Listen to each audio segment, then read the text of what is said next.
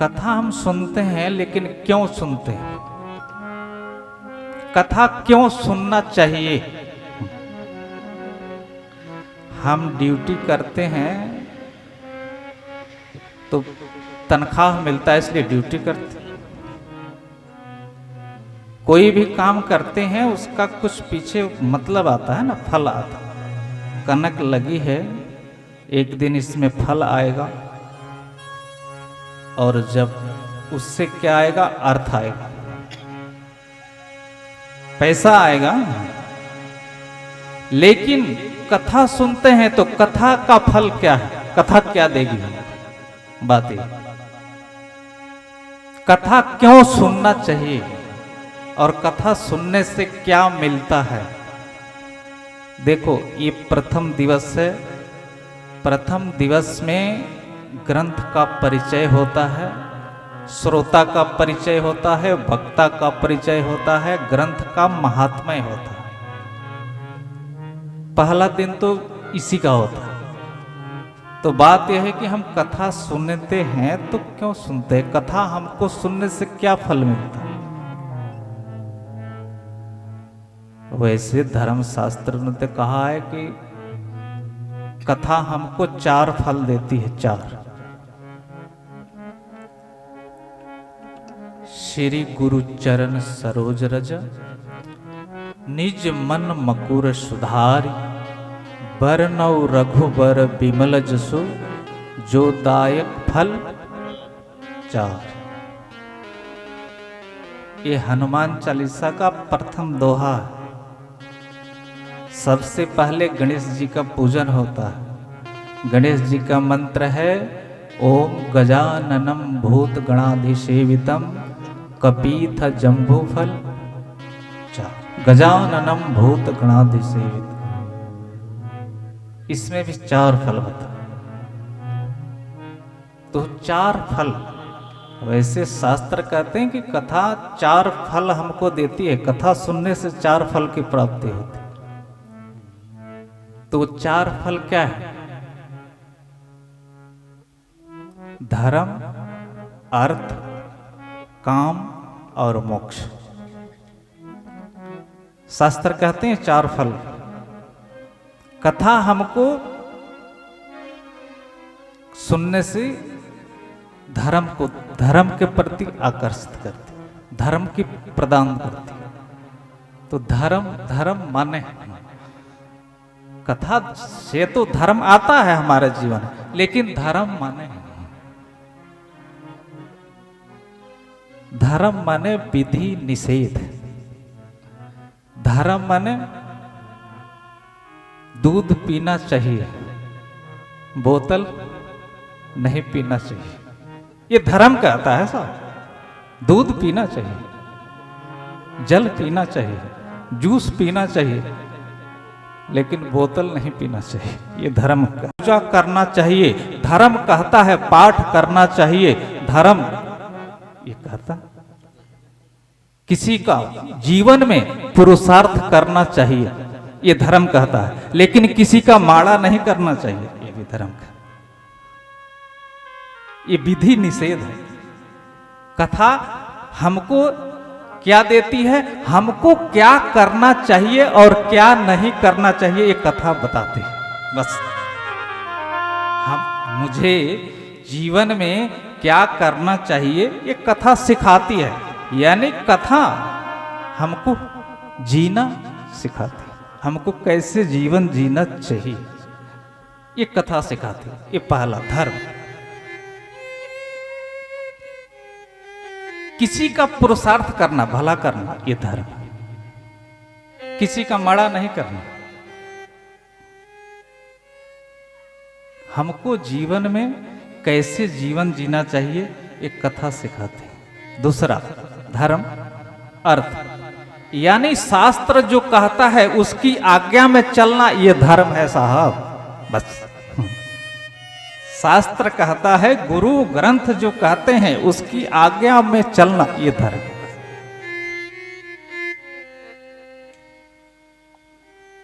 धर्म, अर्थ। दूसरा है अर्थ।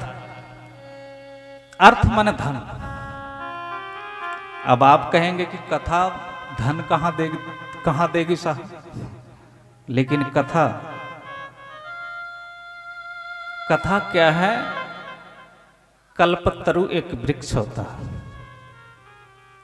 उस वृक्ष के नीचे आप बैठो, जो आप कामना करो वो कामना पूर्ण करती है। हम मंदिर में जाते हैं, पूजा करते हैं, भगवान से कुछ अपनी कामना करते हैं साहब।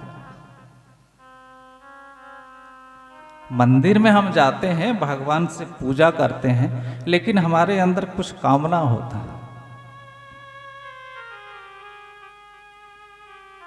तो भगवान एकदम कामना पूरी करता है। लेकिन ऐसा भी होता, आने वाले समय में वो कामना कईयों को देखने को मिलता है, कामना पूरी होती है। तो कथा हमारे कामनाओं की भी पूर्ति करती है। कथा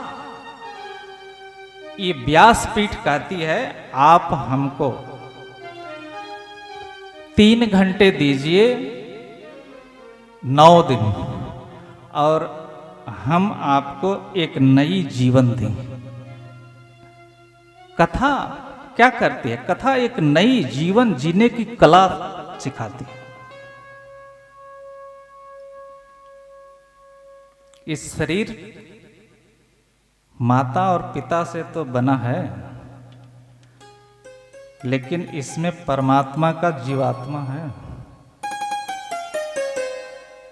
जीवात्मा तो परमात्मा की है, लेकिन ये शरीर माता पिता से इसकी उत्पत्ति जरूर है। लेकिन जिस दिन ये जीवात्मा इस शरीर को छोड़ देती है, उस दिन ये शरीर रहता है। यानी कि इस शरीर के पीछे परमात्मा का दिया हुआ जीवात्मा है, इसलिए ये सब कार्य होगा। तो बात है कि कथा अर्थ भी प्रदान करती है।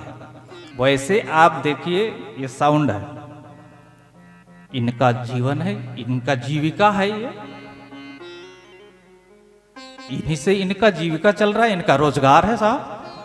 तो कथा हो रही तो इनका तो जीविका हो रहा है ना। ये साज वाले हैं, इनका यही रोजगार है, तो कथा इनको जीवन चला रही कि नहीं? मान लो हमको कुछ नहीं चाहिए, लेकिन इस टेंट वाले को तो चाहिए, इसका तो ये बिजनेस है साहब जी, इसका नहीं चलेगा ये तो बेचारा भूखा मर जाएगा। तो कथा इसको जीवन दे रही कि अर्थ धन दे रही कि नहीं दे रही साहब? इसको रोजगार दे रही कि नहीं दे? तो कथा अर्थ भी देती है। हमारी आपकी मनोकामनाओं को भी भगवान पूरा करता है, जरूर करता है। लेकिन सच्चे मन से भगवान के विश्वास करके मनोकामना रख के कथा सुने तो कथा भी हमारे मनोकामनाओं को पूर्ण करती है। ऐसा नहीं है। लेकिन साहब, जिसको कथा सुनना होता है ना, राम चरित सुनी वे को रसिया, राम चरित सुनी राम चरित सुनी वे को रसिया, राम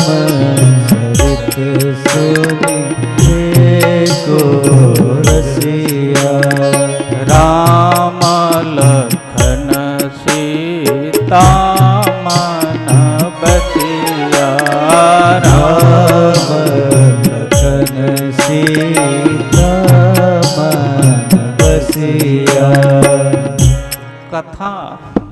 कथा का जो रसिया है ना साहब, अगर कथा 2 से शुरू है तो 2:15 नहीं होने देगा, वो 1:45 बजे बैठ जाएगा। जिसको कथा से प्रेम है, फल उसको मिलेगा। जिसके जीवन में मन में प्रेम होगा उसको तो मिलेगा। अरे भगवान भाव के बस में है साहब, और जिसको भाव होता है उस समय से पहले पहुंचता है।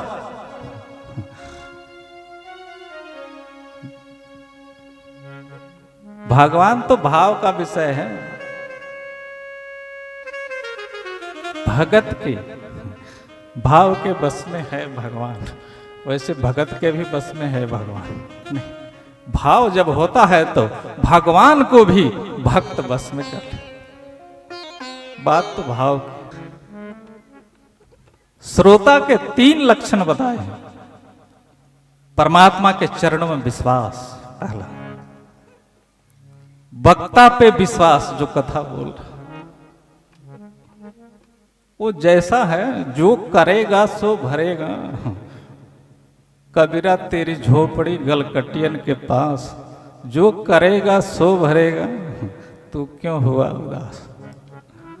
लेकिन 3 घंटा ही निकाल दो तो कथा आप में उतर जाएगी। आपसे यही विनती है, कथा वक्ता पे श्रोता का विश्वास, भगवान के चरणों में प्रेम, श्रद्धा, इस 3 चीज जिसके अंदर होती है उसके अंदर कथा उतरती है। अगर ये 3 नहीं है तो ऊपर से होकर निकल जाएगी, नहीं ऊपर से होगी निकलेगी तो इधर से निकल जाएगी, अंदर नहीं उतरेगी साहब। जब ये 3 होगा तो अंदर उतरेगी, और कथा काम जब करेगी जब वो अंदर उतरेगी। दवाई काम कब करेगी? सिर के ऊपर से फेंक दो पीछे तो काम करेगी साहब, या मुंह में डाल कर निकाल दो तो काम करेगी। जब वो अंदर जाएगी दवाई फिर काम। ये कथा क्या है? कथा बूटी है, बूटी। ये बूटी जब काम करती है जब ये अंदर जाती है। लेकिन ये अंदर कब जाती है? जब हृदय में 3 भाव बात होंगे जब जाती। अरे लक्ष्मण जी को वाण लगा था तो बूटी आई थी, कहां से आई थी? हिमालय से आई थी। तो बूटी क्या थी? राम नाम संजीवनी मूरी। ये राम नाम बूटी है साहब, एक कथा बूटी है, ये पिलाती है। श्रोता भागवत पता क्या कहती है? पीवत भागवतम रसमाल है। भागवत कथा क्या करना चाहिए? पीना चाहिए। कैसे? इन कानों से। और जब पिएंगे अंदर जाएगी, फिर वो हमारे जीवन को बदल देगी।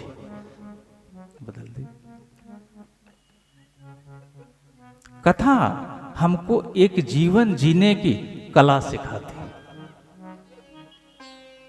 धन से आदमी थोड़ी सुखी होता है, आदमी धर्म से सुखी होता है, धर्म से। सुदामा के पास कितना धन था, लेकिन सुदामा को हमको देखने में यह लगता है कि सुदामा दुखी है, लेकिन सुदामा से पूछ के देखो, सुदामा अंदर से धनी है, दुखी नहीं है, वो अंदर से धनी है साहब। कथा जब आदमी को जीवन जीने की कला आ जाती है, फिर आदमी विपत्ति आए फिर भी आदमी अंदर से सुखी होता है। जिसको जीवन जीने की कला नहीं आई, उसके पास करोड़ों होगा तो सुखी नहीं हो सकता, नहीं हो सकता। जिसको जीवन जीने की कला आ गई, वो विपत्ति में भी क्या रहेगा? सुखी रहेगा। सुख दुख का अनुभव तो मन करता है साहब, और जिस मन में भगवान का वास हो जाता है, जो मन भगवान के रस का आनंद ले लेता है, वो मन संसार के किसी दुख से, किसी पीड़ा से, किसी आपदा से उस मन को कोई असर नहीं पड़ता, क्योंकि उस मन में वो आनंद आ गया है जो सबके संसार आनंद खोज रहा, सुख ढूंढ रहा। हर एक व्यक्ति के इच्छा क्या है? हम सुखी हो जाए, हम आनंदित हो जाए। लेकिन सुख है कहां साहब? इस संसार को आपको पता है, ग्रंथों में कहा है ये संसार जो है इसका नाम है दुखालय। नानक दुखिया सब संसार, लेकिन सुखिया सो जो नाम आधार। सुख कहाँ है? जो आनंद सिंधु सुख राशि, जो सिंधु सुख राशि, जो आनंद सिंधु सुख राशि,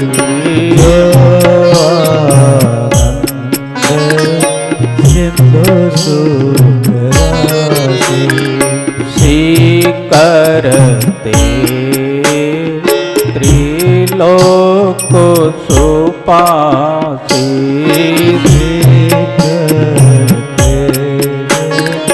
लोक सुपासी, सो सुख धाम रामास नामा, सो सुख धाम रामास नामा, सो सुख धाम रामास नामा, सो सुख धाम रामास नामा। अखिल लोकदा एक विश्राम, अखिल लोकदायक विश्राम, अखिल लोकदायक विश्राम। ग्रंथ क्या कहता है? जो आनंद सिंधु सुख राशि।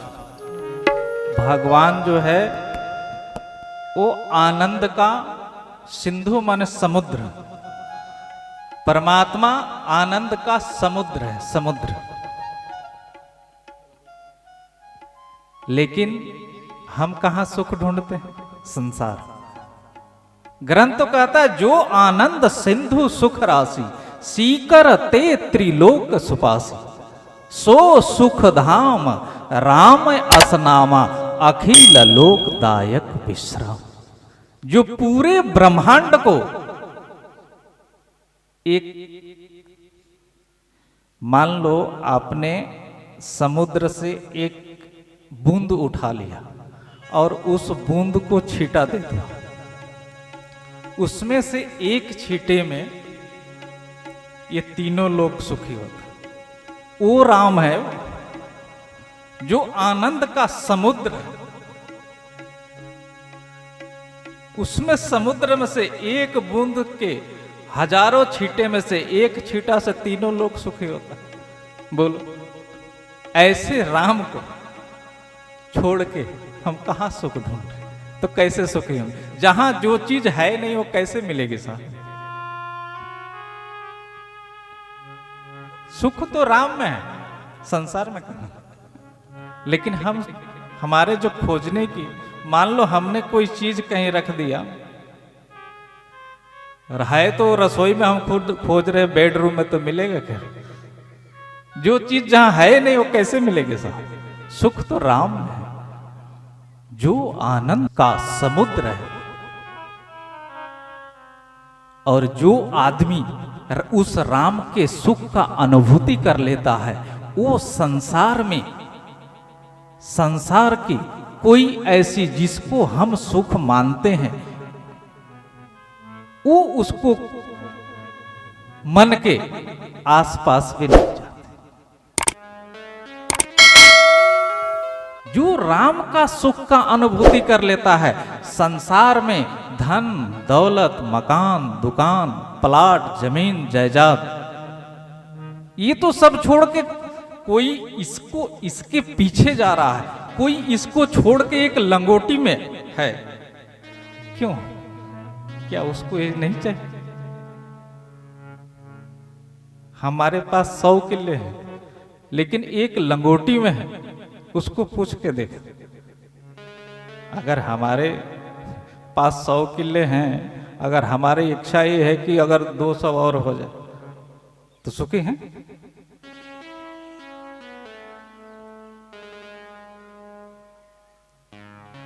चाह गई चिंता मिटी मनवा बेपरवाह, चाह गई चिंता मिटी मनवा बेपरवाह, जिसको कछु न चाहिए सो शहंशाहों का शहंशाह। जिसकी इच्छा ही नहीं है किसी चीज की, सुखी तो वो है साहब। जिसके मन में इच्छा है ये चाहिए, फिर कहां सुखी है? कहां सुखी?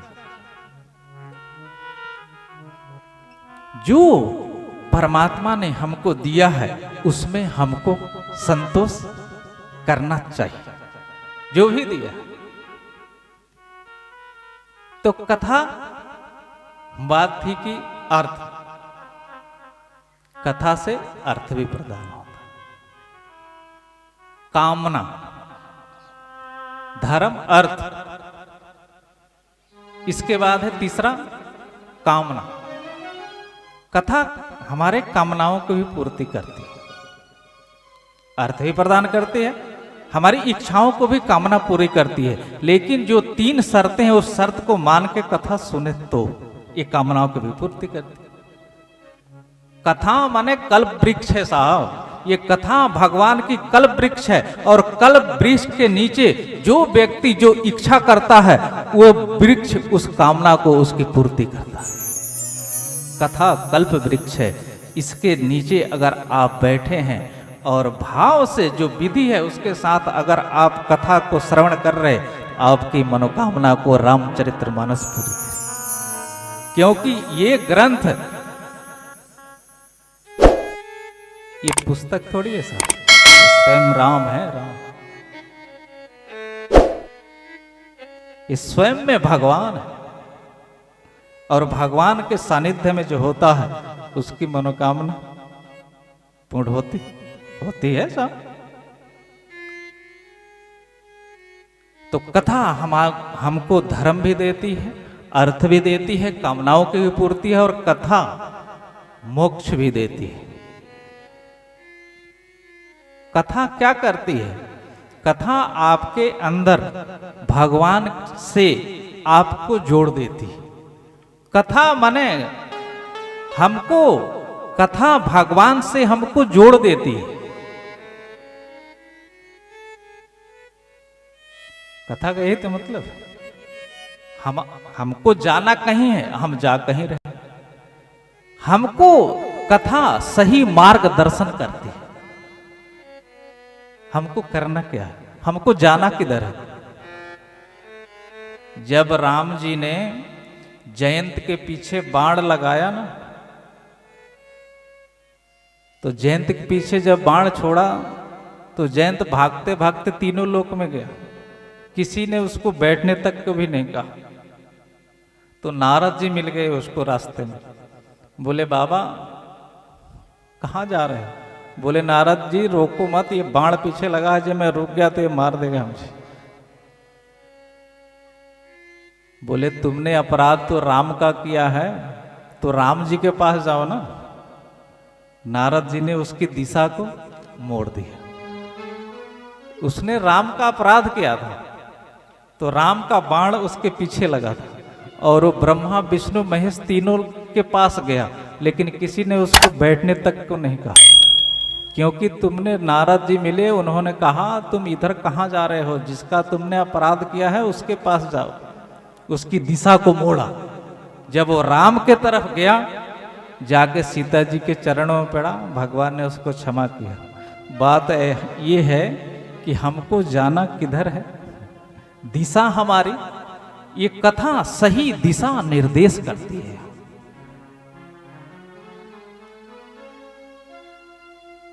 सही दिशा निर्देश करती है।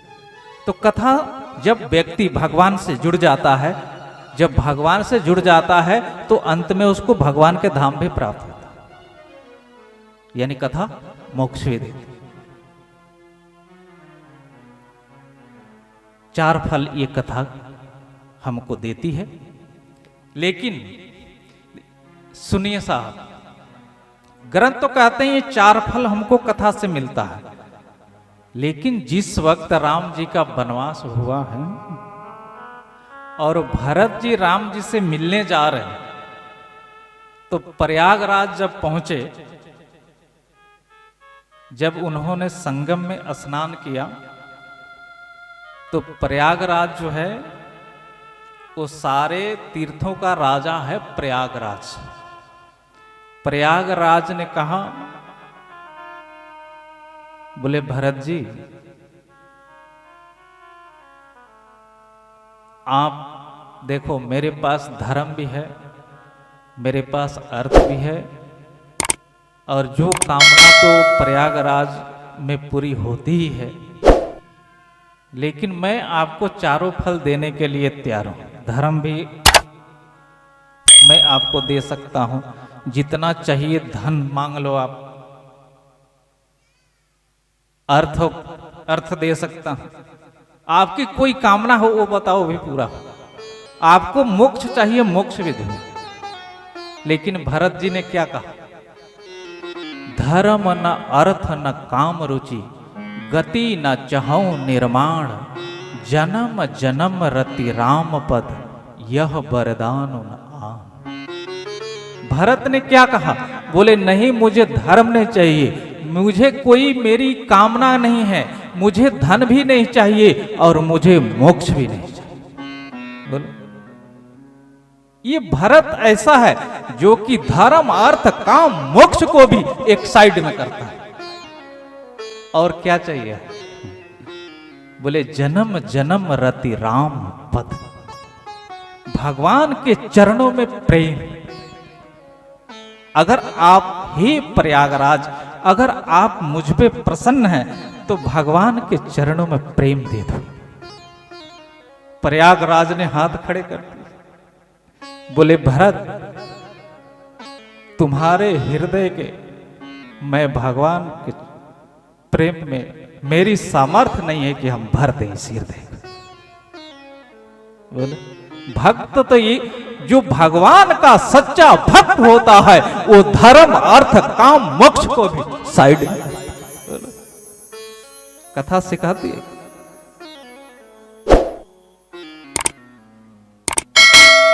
काम हमको, लेकिन हम थोड़ा अपने अंदर झांकें अंदर कि हमारे अंदर ना तो धर्म है, कामनाएं बहुत है सारी दुनिया को। आज मोक्ष का तो पता ही नहीं कि मोक्ष क्या है। देखो साहब, धर्म अर्थ काम और मोक्ष ये 4 हैं, फिर भी जिस आदमी के जीवन में ये 4 होता है उसका जन्म लेना सार्थक होता है। जिसके जीवन में शास्त्रमय शास्त्र सम्मत जीवन जीता हो उसको कहते हैं ये धर्म है। जो शास्त्र मना करता हो, शास्त्र कहता है किसी का भला करना चाहिए, किसी का बुरा नहीं करना चाहिए, ये शास्त्र कहता है किसी का बुरा नहीं करना चाहिए, धर्म के काम करने चाहिए, परोपकार करना चाहिए, ये धर्म। धर्म अर्थ काम और मोक्ष। लेकिन आदमी धर्म को छोड़ दिया, जीवन से धर्म को हटा दिया। अर्थ दूसरा है, अर्थ माने धन, धन चाहिए सबको, सबको धन चाहिए, कामनाएं सबके अंदर बहुत। पहला छोड़ दिया, धर्म को छोड़ दिया और मोक्ष को भी छोड़ दिया। अर्थ और कामना को बीच वाले को पकड़ा है आज के इंसान। हम भी बीच हैं। आज के इंसान ने, जैसे नवरात्रा होता है तो माताएं नवरात्रा व्रत करती है तो पहला या लास्ट होता है। जो 9 दिन व्रत नहीं कर सकता वो पहला व्रत करता है पहले दिन का या लास्ट दिन का, 2 करता है तो 9 का फल मिलता है, ऐसा शास्त्र बताते हैं। लेकिन शास्त्र कहते हैं कि जीवन के 4 पुरुषार्थ हैं, धर्म, अर्थ, काम और मोक्ष। हमारा कल्याण कब होगा? बीच में रहने से कल्याण होगा? हम तो सब बीच में ही खड़े हैं। कामनाएं हमारे अंदर बहुत है, अर्थ हमको चाहिए, धर्म की कोई जरूरत नहीं है, मोक्ष की तो हमको पता ही नहीं है, तो कैसे कल्याण होगा? ये साहब, ये बीच वाला छोड़ रे, पहला धर्म को पकड़ रे, तो मोक्ष तेरा आप पहले को तो पहला तो पकड़ रे, कैसे कल्याण होगा? जी हम पहले को भी पकड़ ले, केवल धर्म को पकड़ ले, फिर भी हमारा कल्याण हो सकता, लेकिन पहले को ही छोड़ दिया, कैसे कल्याण? आइए हम सभी इस रामचरितमानस की कथा हम सभी को 4 फल तो सभी को प्रदान करती है।